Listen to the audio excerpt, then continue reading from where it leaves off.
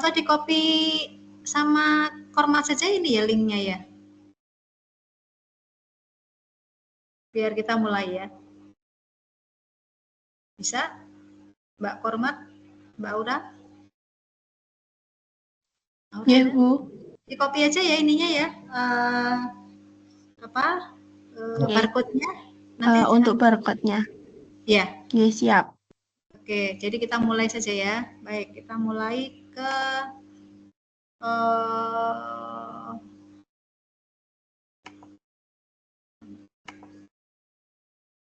penjadwalan proyek yang sebelumnya kita sudah bahas. Kok materinya ini ya? Bentar. Materi Menpro. Ini materi yang saya nambahin materi di kelas. Materinya ini ya, penjadwalan dan jaringan kerja. Ini sudah tak taruh di Google Drive ya. Nanti kalian bisa buka di sana. Kemudian kita melanjutkan sedikit terkait dengan modul manajemen konstruksi yang kita sudah bahas minggu kemarin, tapi kita CPM-nya kemarin kita belum bahas agak detail, jadi kita coba sekarang ke sana.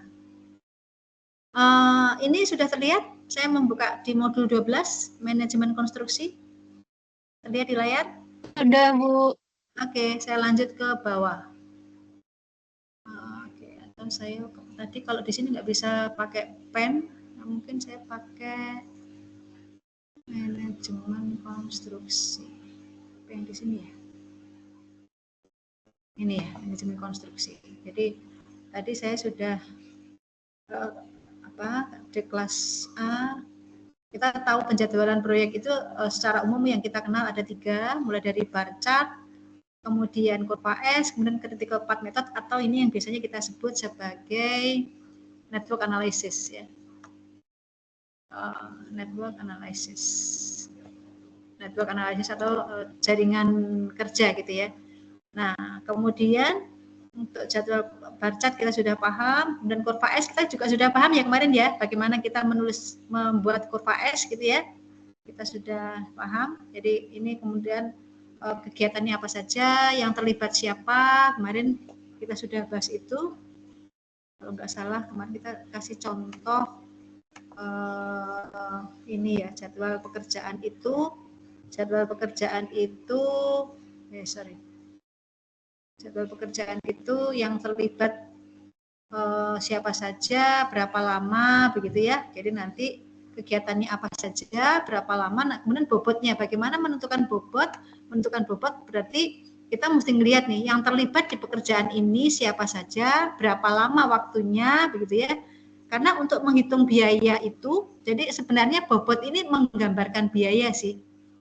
Jadi bobot pekerjaan itu sebenarnya menggambarkan biaya. Nah, biaya komponen yang menimbulkan besarnya biaya atau bagaimana kita menghitung besarnya biaya itu apa saja yang terlibat? Faktor apa yang menyebabkan kita bisa menghitung biaya? Kalau di dalam perencanaan gini ya, bukan konstruksi ya. Jadi kalau kita di dalam perencanaan begini, kita yang mempengaruhi untuk menghitung komponen biaya apa saja? Ya personilnya, ya kan? Siapa yang terlibat, berapa lama gitu ya. Kemudian alatnya apa saja, kemudian bahan yang digunakan apa? Adakah ada bahan habis pakai, ada bahan sewa, misalkan gitu, ada alat yang sewa gitu ya.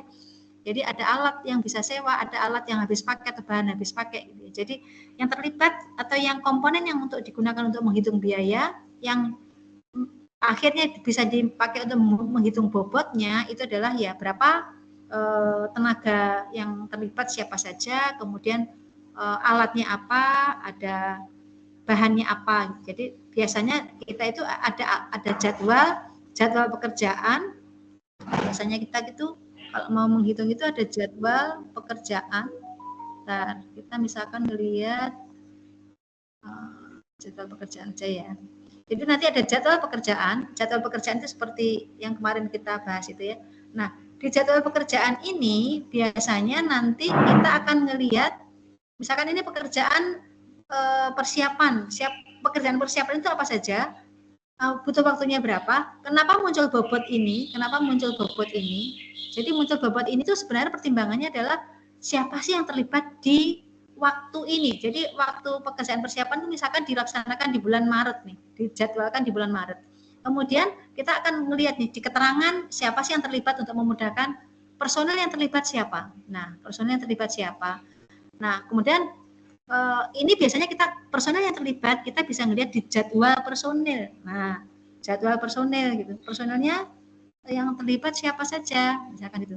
Tadi jadwal proyek itu dimulai dari bulan Maret misalkan. Yang di bulan Maret itu yang terlibat siapa saja personelnya. Nah, ternyata di bulan Maret yang terlibat itu hanya ketua tim tadi ya, dinyatakan sebagai KT tadi. Hanya di sini. Tenaga ahli atau tenaga profesionalnya yang terlibat hanya ketua tim. Jadi hanya satu orang personel yang ahli. Kemudian kita lihat staf pendukungnya siapa saja yang terlibat. Oh, di awal-awal pekerjaan yang terlibat hanya tenaga administrasi, operator komputer, dan office boy. Jadi hanya orang-orang ini yang terlibat. Nah, ini setiap orang ini kan punya nilai gitu ya. Kalau kita itu ada kontraknya per bulan atau per bulan itu digaji berapa sih, honornya berapa sih, atau yang kita sebut sebagai menman. Per menman itu per orang per bulan itu berapa rupiah per orang per bulan gitu misalkan. Nah, sehingga nanti ini hanya sekian waktu, ini hanya sekian waktu yang terlibat sekian orang, sehingga itu akhirnya menjadi bobot di sini tadi. Nah, bobotnya sekian ini. Kita lihat waktunya sekian, menjadi bobotnya sekian. Jadi nanti hitungnya kira-kira proporsinya tuh seperti itu. Komponennya apa saja. Kemudian kenapa ini misalkan ini di waktu yang sama, misalkan ini pekerjaan sudah survei lapangan nih. Survei lapangan butuh waktunya lamanya sama. Kenapa bobotnya beda? Kenapa bobotnya beda? Misalkan begitu. Nah, nanti kita lihat lagi yang terlibat di sini siapa saja nih. Tenaga ahlinya mungkin kalau orang-orang topografi berarti yang terlibat ada siapa? Tetap harus ada siapa ini? Tenaga tim leadernya. Kemudian ada tenaga ahli topografinya, ada surveyornya begitu ya. Kalau ini geotek ada tambahan lagi, mungkin ada kegiatan pengambilan sampel segala macam gitu ya. Jadi yang terlibat di sini mungkin siapa saja kita lihat. Ahli geodesi, ahli tenaga ahli, ada itu apa ya? Lupa saya. Jadi nanti tenaga ahlinya kita bisa melihat di sini. Nah, di bulan tadi ada tenaga ahli geodesi, ada tenaga ahli desain. Ahli desain. Jadi di bulan tadi dimulai dari bulan April misalkan. Di bulan April ini dimulai di kegiatannya tadi nih ya. Kegiatannya tadi misalkan ada survei topografi, ada kegiatan geotek dimulai di bulan April. Di sini yang terlibat siapa? Ternyata survei topografinya ini dimulai dari bulan April. Berarti orang geodesinya, ahli geodesinya dimulai dari bulan April nih awal. Yang terlibat ahli geodesi. Kemudian tadi ada ahli geotek, perlu pekerjaan mekanika tanah. Berarti tapi dimulainya dari pertengahan April. Kita lihat jadwal personilnya. Dimulai dari pertengahan April. Kemudian selain itu di bulan April yang terlibat siapa saja ternyata. Karena ada kegiatan geodesi, maka di sini ada surveyor. Kemudian ada siapa lagi? Tetap administratif ada. Kemudian tenaga lokal, ternyata perlu tenaga lokal. Nah, kayak gini ya. Jadi nanti semua terlibat, yang terlibat siapa, biayanya berapa, tiap orang-orang tadi, butuh waktu berapa lama, sehingga muncullah prosentase tadi. Kira-kira seperti itu bisa dipahami konsep untuk pembuatan Korpa S? Bisa? Halo? Bisa, Bu. Bisa ya, insya Allah bisa ya. Baik, kalau gitu kita lanjut ke apa tadi? Yang CPM atau Critical Path Method. Jadi untuk Critical Path Method ini konsepnya menggunakan jaringan rencana kerja atau yang biasa kita sebut sebagai network planning.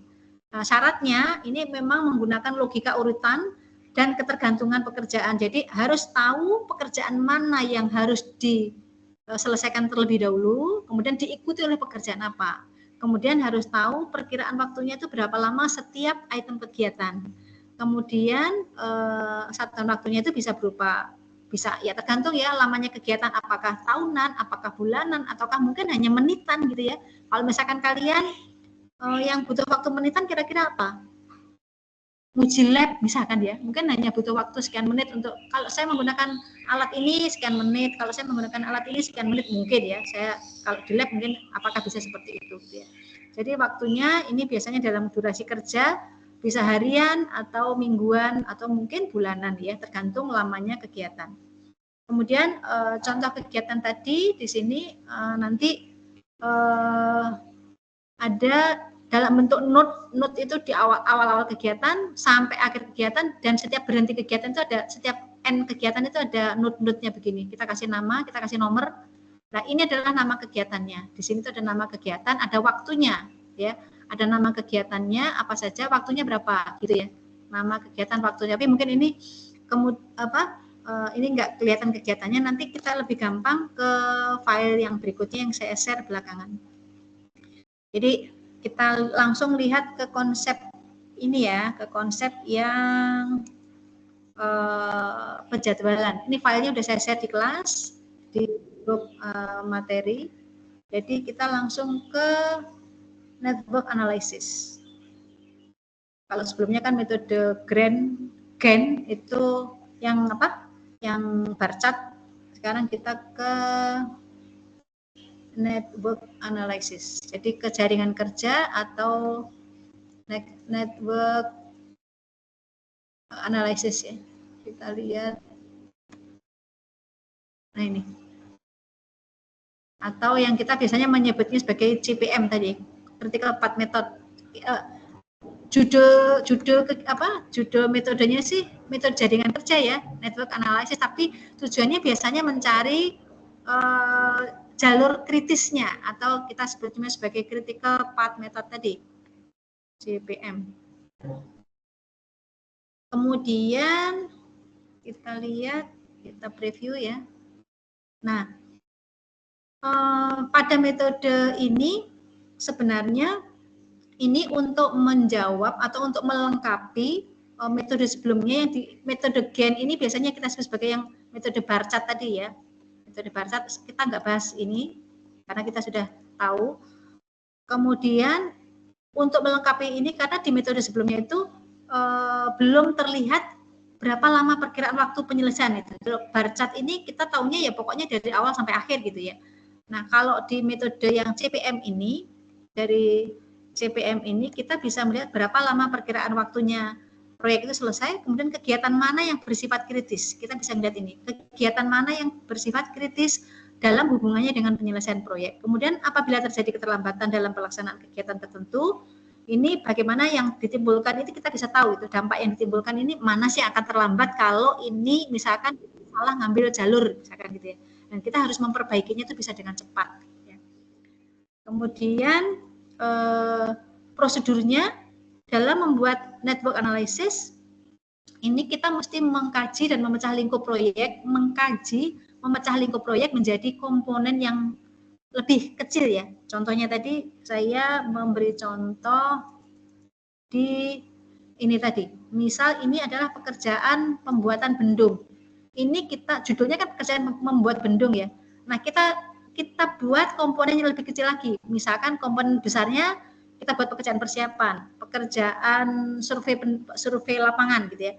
Nah, pekerjaan persiapan ini kita split lagi menjadi pekerjaan-pekerjaan yang lebih detail. Apa saja pekerjaan persiapan? Ini ada pekerjaan administrasi, ada penyusunan rencana mutu, kemudian penyusunan laporan pendahuluan atau survei pendahuluan misalkan seperti itu. Kemudian pekerjaan lapangannya apa saja, kita split lagi menjadi pekerjaan-pekerjaan yang lebih kecil. Ada pekerjaan survei lokasi, survei topografi, tadi penyelidikan geotep, survei hidrologi, dan sebagainya. Kemudian nanti ada pekerjaan analisa dan perencanaan. Kita detailkan lagi apa saja kegiatannya, seperti itu ya. Baik, jadi tahapan-tahapan itu kita lakukan untuk menentukan kegiatan mana yang saling tergantung. Jadi kita memecah kegiatan tadi. Kemudian menyusun kembali kegiatan sesuai dengan logika ketergantungan. Jadi mana kegiatan yang bisa dikerjakan bersamaan, mana yang harus didulukan, mana yang tergantung. Jadi yang harus selesai yang pekerjaan tertentu baru bisa dilakukan pekerjaan berikutnya, ya. Kemudian memberikan perkiraan waktu bagi setiap kegiatan.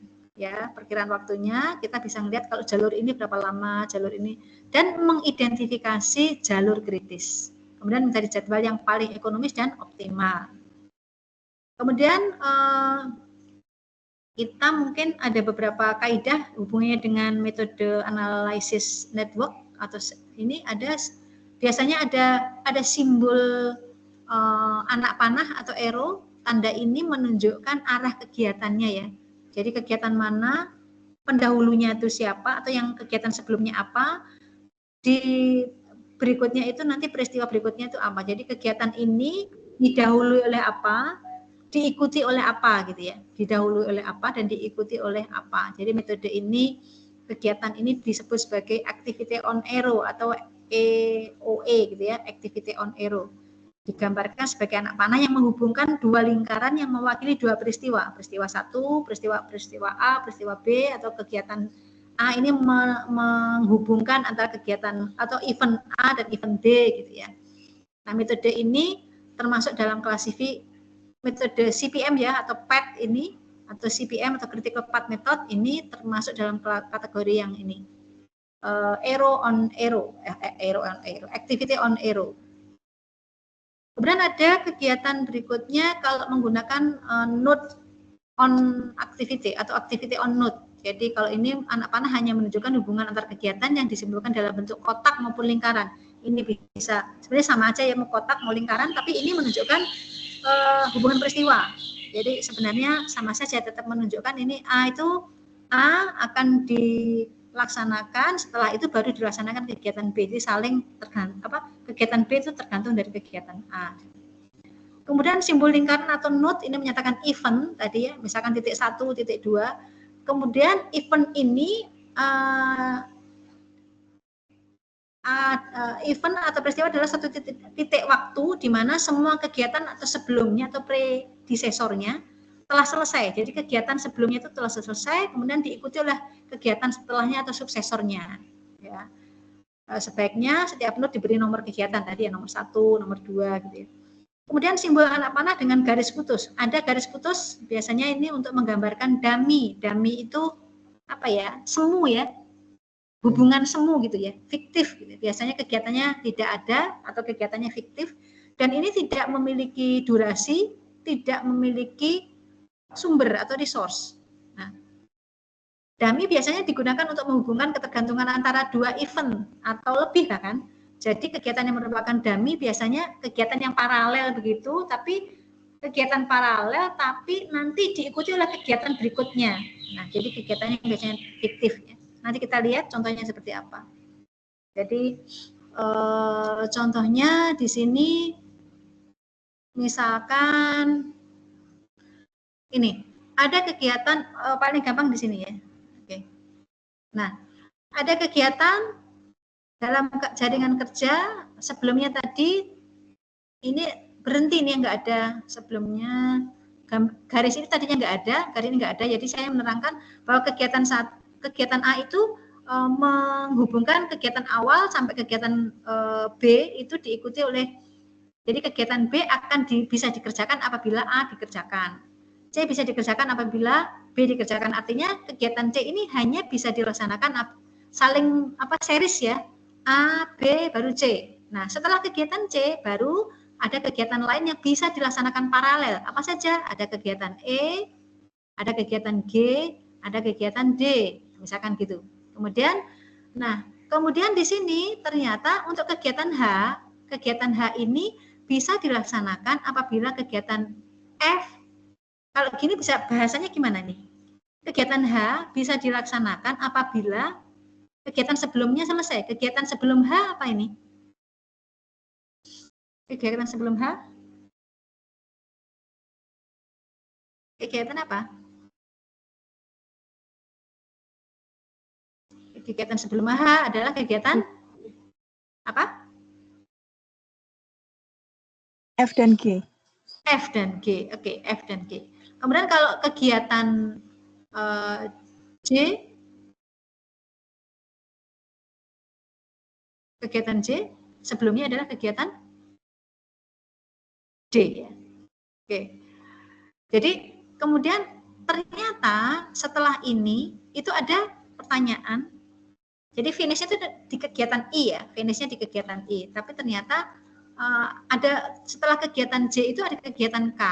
Jadi ada kegiatan K yang penempatannya, kegiatan K ini, kegiatan K bisa dilaksanakan apabila kegiatan E dan J selesai. E dan J selesai. Artinya setelah kegiatan E atau dari titik 5 itu menuju ke titik 8 di mana kegiatan K itu dimulai, berarti K itu dimulai apabila E dan J selesai. Artinya tidak perlu menunggu F kan, tidak ada hubungannya dengan kegiatan F, tidak ada hubungannya dengan kegiatan H. Jadi kegiatan K ini bisa dilaksanakan apabila kegiatan E dan J selesai. Sementara E dan J ini tidak saling tergantung kan? E dan J kan tidak saling tergantung, sehingga dibuatlah dummy, hubungan dummy dari E menuju ke angka 8 atau event ke-8 ini, di mana event 8 ini merupakan akhir dari kegiatan J. Event 8 bisa merupakan akhir dari kegiatan E, bisa merupakan akhir dari kegiatan J. Jadi K kalau gitu bisa dimulai apabila kegiatan E selesai, kegiatan J selesai, berarti dibuatlah dummy. Gitu ya, hubungannya dummy. Sementara kegiatan H tetap dimulai apabila kegiatan F selesai, sementara F itu bisa dimulai apabila kegiatan E. Hati dari E, F, dan G gitu ya. Baik, jadi nanti setelah itu ini juga demikian, kegiatan ini kalau gitu sampai finish, ini kita bisa buat dummy kan. Kalau gini kan nggak artinya kegiatan K tidak mempengaruhi finish ya, kalau tidak dihubungkan. Ya, kalau tidak dihubungkan nggak mempengaruhi finish. Jadi harusnya ada dihubungkan. Oke. Ini harusnya kalau gitu ini bisa dummy juga nih, artinya kegiatan I ini bisa dilaksanakan apabila kegiatan H dan K selesai, misalkan gitu. Nah ini bisa dibuatlah dummy, misalkan begini. Nah, jadi kegiatan I ini nggak ada hubungannya ya kalau gitu ya. Atau ini kalau mau begini dari sini, ini nggak pakai sini ya. Menghapusnya bagaimana ini? Nah, hapus, skip. Nggak bisa.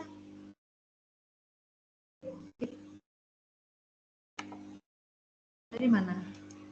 Ini saya hapus dulu yang ini. Jadi misalkan, oke. Nah, kalau gitu, ini kalau gitu bisa, apakah bisa begini? Misalkan kegiatan 10 itu bisa dilaksanakan, atau kegiatan I ini bisa dilaksanakan apabila kegiatan H dan K selesai. Jadi ini kita bisa membuat dummy ke sini ya, tapi arahnya agak kebalik. Nah, tapi dummy ya ini ya, putus-putus gitu ya. Ya gimana sih? Putus-putus. Jadi ini kita buat putus-putus gitu. Artinya kegiatan I bisa dilaksanakan apabila kegiatan H dan K selesai, misalkan gitu. Tergantung dari itu. Oke, jadi konsep dummy sudah bisa dipahami kira-kira dari sini? Bisa ya? Baik, kita lanjut coba. Nah, jadi nanti coba dibaca teorinya, tapi kita lihat saja contoh saling ketergantungan itu seperti apa. Jadi intinya kegiatan, misalkan contoh gini, kegiatan A harus selesai apabila ingin mengerjakan B kan gitu ya. Baik, kegiatan B dan C bisa dilaksanakan di sini apabila kegiatan A selesai. Jadi kegiatan B dan C ini paralel ya, bisa dilaksanakan apabila kegiatan A selesai. Nah, kalau kayak gini berarti untuk sampai kegiatan C ini tergantung dari kegiatan A dan B. Kegiatan D juga sama, tergantung dari kegiatan A dan B. Nah, kalau gini? Semuanya, Bu. Semuanya. Tapi kan tidak saling mempengaruhi ya. Tidak saling mempengaruhi. Jadi A tidak saling mempengaruhi B, tidak saling mempengaruhi C. Artinya kita boleh dari 1 ke 2 atau kita dari satu ke kalau gini sebenarnya bisa digambarkan begini. Jadi kita bisa menambahkan satu kegiatan, artinya untuk sampai ke kegiatan ketiga, itu kita bisa melaksanakan A, kemudian juga bisa melaksanakan B, bisa juga melaksanakan kegiatan C. Jadi ini bisa bersamaan kegiatan A, kegiatan B, kegiatan C gitu ya. Tapi tidak saling tergantung antara A, B, dan C. Tapi ketiga-tiganya ini, A, B, C ini mempengaruhi kegiatan berikutnya nanti apa gitu. Bahwa kegiatan A, B, C tidak tergantung, tapi mempengaruhi kegiatan, misalkan kegiatan D misalkan di sini. Nah, D bisa dilaksanakan apabila kegiatan A, B atau C gitu ya. Kemudian kita ambil langsung contoh ya. Jadi kita ambil contoh apabila kita ingin membangun suatu proyek gedung perkantoran, maka ada beberapa item kegiatan. Di sini ada A sampai K kegiatannya. A adalah menyetujui rancangan dan izin, kemudian setelah dapat izin menggali garasi bawah tanah, kemudian setelah bawah tanahnya beres, maka bisa mendirikan kerangka dan sisi-sisi. Jadi artinya kegiatan yang mendahului itu apa saja, itu digambarkan urutannya ya. Jadi misalkan di sini, oke, karena ini adalah kegiatan awal, ini tidak ada yang mendahului ya. Baik. Kegiatan B untuk menggali bawah tanah harus selesai izin-izinnya ya. Izinnya harus selesai. Berarti kegiatan B tergantung oleh kegiatan A. Baik. Berarti A dan B sekuensial ya. Jadi dari A kemudian ke B. Nah, gitu ya. Nah, ini titik 1, ini ada kegiatan A, berarti ada titik 2, kemudian nanti diikuti oleh kegiatan B. Kemudian setelah itu mendirikan, yang ketiga itu misalkan mendirikan kegiatan kisi-kisi, misalkan gitu ya. Berarti ini tergantung A dan B. Jadi nanti ada kegiatan C, misalkan gitu, kegiatan C. Oh, mendirikan, A dan B. Kegiatan mendirikan kisi-kisi, oke. Kemudian setelah setelah A dan B selesai, ada kegiatan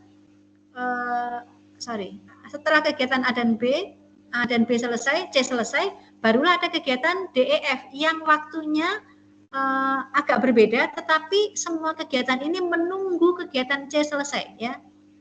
Jadi kegiatan D, E, F membangun lantai, memasang jendela, memasang atap ini tergantung kegiatan C. Jadi kemudian kegiatan G memasang kabel, ini tergantung kegiatan DEF. DEF-nya apa ya? Kegiatan yang ini membangun. Jadi kita langsung ke ini ya, nanti kalian bisa mempelajarinya. Jadi kalau tadi saya potong, saya copy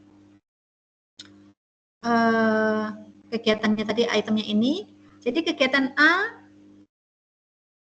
kita mulai dari event awal, angka 1, ini kegiatan awal. Kegiatannya adalah menyetujui, lamanya adalah 10 minggu. Kemudian diikuti oleh kegiatan B, waktunya adalah 6 minggu. Kemudian setelah itu diikuti oleh kegiatan C, waktunya adalah 14 minggu. Baik.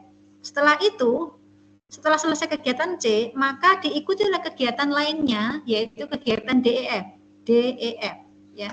Saya hapus dulu ininya. Saya hapus dummy-dummynya.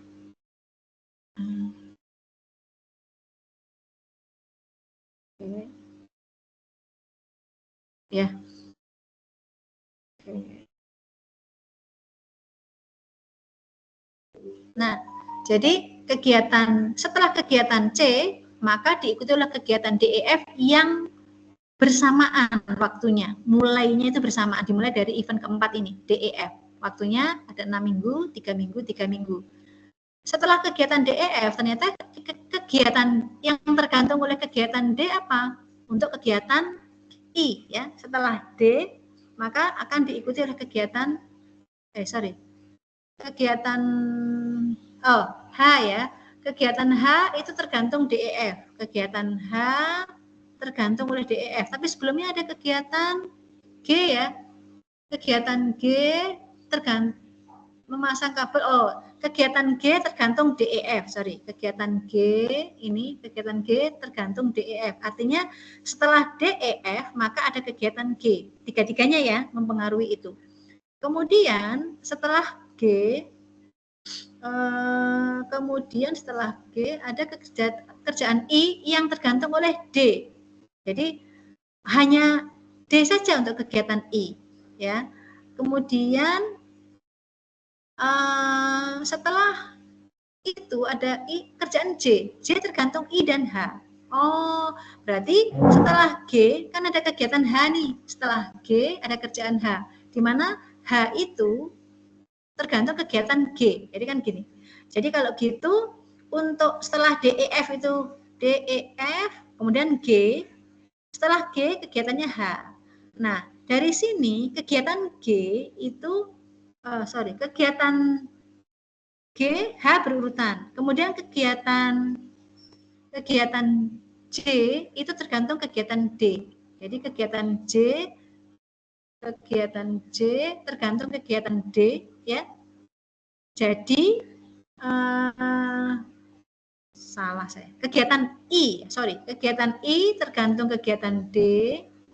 Kemudian kegiatan H tergantung kegiatan G, sudah. Kemudian kegiatan J tergantung I dan H, ya. Kegiatan J itu tergantung I dan H. Sementara kegiatan I tadi kan tidak ada finishnya, ya. Setelah I kan tidak ada nih yang tergantung yang berhubungan langsung dengan I dan G itu nggak ada. I, G nggak ada hubungannya. Jadi nanti dari I ini langsung ke J. Berarti hubungannya yang yang mempengaruhi kegiatan J kan I dan H. Nah, ini dibuat dummy gitu. Nah, ini juga bisa dibuat dummy, tiga-tiganya ini. Jadi nanti kalau gitu kegiatan G itu dipengaruhi oleh tiga-tiganya ini kan, oleh D ke sini, oleh E langsung ke sini, oleh F langsung ke sini. Jadi G itu dipengaruhi oleh D, E, F. Dan H dipengaruhi oleh G, sementara G-nya dipengaruhi oleh sebelumnya. Nah, J dipengaruhi oleh tidak langsung oleh ini, tetapi dipengaruhi oleh I juga gitu. Tidak hanya ini, tidak hanya G dan H, tapi oleh I juga, sehingga dari I menuju ke J ini ada dummy. Nah, setelah itu langsung, ya, karena kegiatan akhir atau finishing jika itu tergantung kegiatan J. Jadi hanya kegiatan J, sementara J kan dipengaruhi oleh H dan I, H dipengaruhi oleh G, G dipengaruhi oleh DEF, DEF dipengaruhi oleh C, C dipengaruhi oleh B, dan ke belakang seterusnya. Kira-kira seperti itu. Jadi kira-kira paham ya untuk penempatan dummy gitu. Nah, kita lihat yang di sini berikutnya, ya. Kita lihat berikutnya. Kita misalkan ini ada ada kegiatannya membuat gambar desain, menyiapkan lahan, pondasi, dinding, membuat pondasi, fabrikasi struktur tiang dinding, mendirikan bangunan, memasang atap. Misalkan mau membangun rumah ini waktunya sekian. Nah, ini kita bisa membuat urutan sekuensial, mana yang dulu, mana yang bisa belakangan. Nah, contohnya di sini kegiatannya adalah A sampai H. Kemudian tentu A ini baru membuat gambar desain paling awal, ya. Jadi tidak ada yang mendahului. Setelah itu, setelah gambar desain selesai, kita bisa menyiapkan lahan. Kita juga bisa bareng menyiapkan material untuk fondasi, kita juga bisa menyiapkan material untuk struktur. Jadi beli materialnya, menyiapkan lahan itu bisa bersamaan. Artinya kegiatan ini bisa dimulai setelah gambar desainnya ada, gitu, ya. Nah, setelah semua materialnya tersedia, lahannya tersedia, barulah kita membuat fondasi. Berarti artinya apa? Kegiatan membuat fondasi tergantung apa? Harus ada lahannya, ada materialnya, kan gitu, ya. Ada lahannya, ada material, karena hanya untuk fondasi.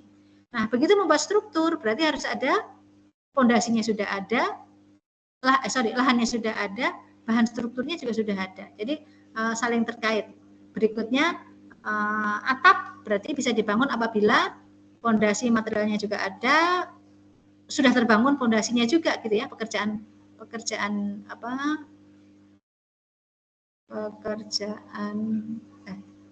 ini baru pabrikasi, ya, pabrikasi, belum memasang, baru pabrikasi atau assembly-nya, strukturnya, dinding atau atapnya gitu.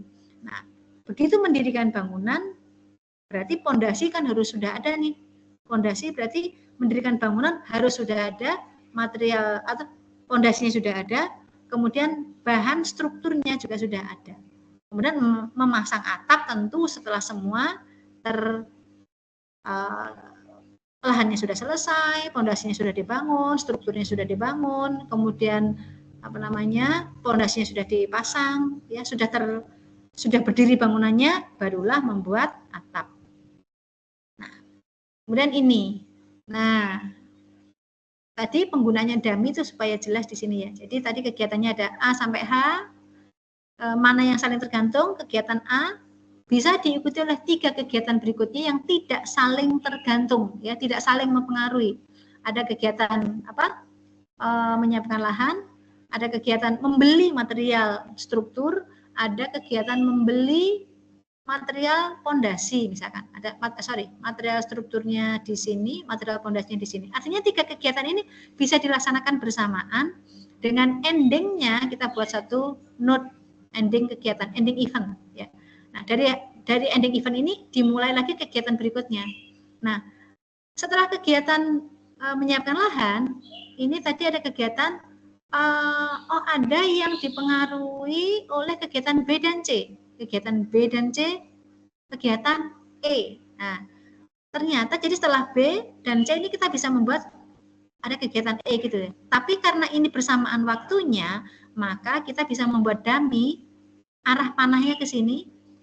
Titik-titik ya, sorry, Ctrl Z.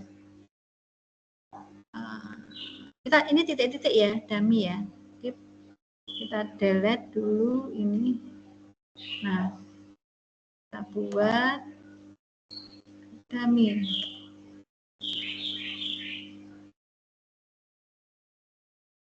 Nah, ini kita buat dummy di sini. Bahwa kegiatan E ini dipengaruhi oleh kegiatan C dan oleh kegiatan B. Tetapi kegiatan C dan B ini sebenarnya saling tidak mempengaruhi, dan ini kan tidak butuh waktu ya, tidak ada komponen waktu, tidak ada komponen resource. Jadi hanya dipengaruhi oleh kegiatan B dan C. Kalau misalkan kita buat garis, misalnya kita buat garisnya arrow-nya penuh, kira-kira apa yang diperlukan kalau untuk arrow penuh? Arrow penuh itu harus ada apa? Yang arrow penuh ini harus ada kegiatannya, harus ada waktunya, ya. Ini activity-nya, harus ada time-nya, ya. Kalau arrow-nya penuh. Tapi kalau dummy tidak ada kegiatan, tidak ada waktu, hanya menghubungkan, ada keterkaitan gitu loh. Oke, ini juga demikian untuk kegiatan F dipengaruhi oleh C dan oleh D. C dan D waktunya bersamaan, tidak sekuensial, bisa paralel, dan tidak mempengaruhi waktunya, tidak mempengaruhi kegiatan, sehingga dibuatlah dummy. Gitu. Nah, kemudian baru E, F, karena E ada kegiatannya sendiri, butuh waktu, ini F-nya butuh waktu, kemudian kegiatan G ada butuh waktu juga, dipengaruhi oleh E dan F. Nah, selanjutnya seperti ini. Oke, kira-kira untuk penggambaran network planning atau network analysis, apakah bisa dipahami? Insya Allah bisa, Bu. Insya Allah bisa ya. Teman-teman yang lain bagaimana? Bisa. Bisa ya. Oke.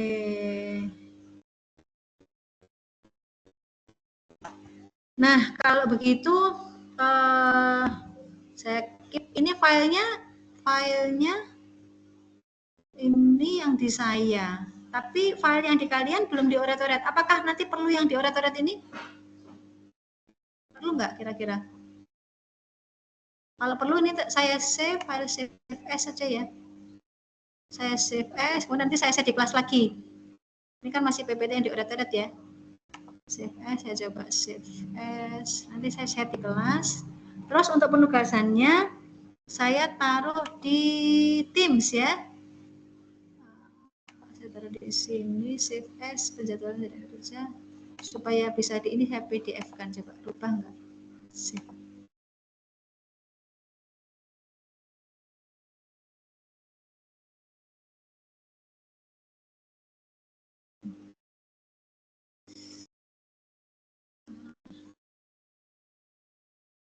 Oke. Coba kita lihat rubah enggak yang bawah, ada oret-oretannya tadi.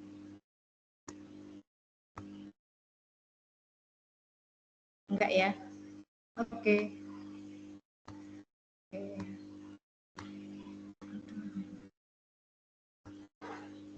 Jadi, nah, ada ya, rata-ratanya ada. Oke. Baik, kira-kira ada pertanyaan nggak? Sebelum kita, saya mohon maaf, saya tutup karena materinya sampai sini untuk di saya. Jadi penugasannya nanti kalian masing-masing ya, bukan kelompok, masing-masing membuat tugas untuk kurva S, penjadwalan, kasih contoh penjadwalan dengan kurva S, boleh buat proyek mana begitu dengan PPT, kemudian sama penjadwalan menggunakan ini network analysis ya, membuat jaringan kerja ini. Kemudian sama nanti saya tambahkan untuk kuisnya nanti dalam bentuk G-form, itu juga sebagai persiapan untuk UTS sebenarnya. Saya kira itu, apakah ada yang ditanyakan, ada yang ingin tanya? Saya hide dulu. Atau saya close. Permisi Bu Ani, permisi ya. Itu ada 4 anak yang belum absen. Oke, sebentar saya lihat di saya yang belum absen. Yang belum absen.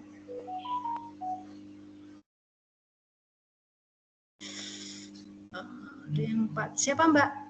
Helmina ada? Antonio? Hadir Ibu. Siapa yang hadir? Helmina Ibu. Helmina, oke, Helmina. Laili? Laili hadir Bu. Laili hadir. Dahayu? Hadir Bu. Tidak, kurang 1 berarti. Kurang siapa ini ya? Yang 1. Silverster? Hadir Bu. Oke, sudah hadir semua berarti yang di sini sudah hadir ya? Ada yang belum? Sudah? Oke ya. Sampun Ibu. Siapa Mas? Mbak? Anthony? Yang Sampun.